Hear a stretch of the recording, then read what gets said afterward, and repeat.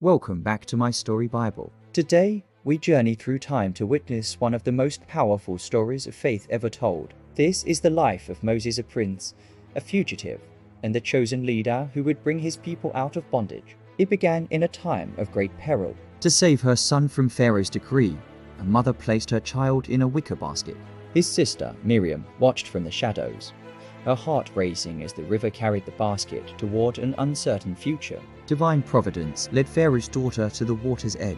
Finding the child, she took pity on him and named him Moses. Moses grew up in the heart of the empire, educated in the wisdom of Egypt, and treated as royalty alongside the Pharaoh. But his heart belonged to his people. After fleeing to the desert of Midian, he lived as a humble shepherd for 40 years. One day, near Mount Horeb, he saw a sight that defied nature. A bush was engulfed in flames, yet it did not burn away.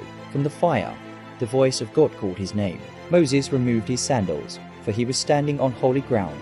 God commanded him, "Go back to Egypt and tell Pharaoh to let my people go." Moses returned, emboldened by the Almighty. In the grand throne room, Moses and his brother Aaron stood before the defiant Pharaoh, demanding freedom for the Israelites. Pharaoh's heart was hardened, so the plagues began.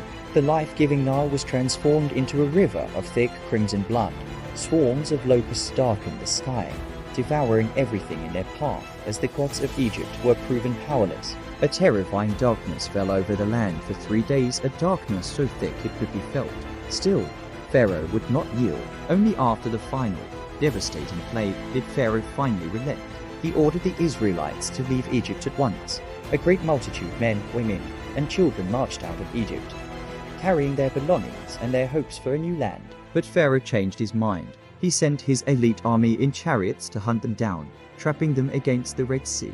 With the sea before them and the enemy behind, the people cried out in fear. But Moses told them, "Stand firm and see the salvation of the Lord." Moses raised his staff over the water. A mighty wind arose, and the sea split apart, forming 2 towering walls of water. The Israelites crossed on dry land, walking between the shimmering walls of the deep as the sun began to rise. They emerged on the other side, free at last. The life of Moses reminds us that with faith, even the sea must part. Thank you for watching my story Bible. If this story inspired you, please like, comment, and subscribe for more biblical journeys.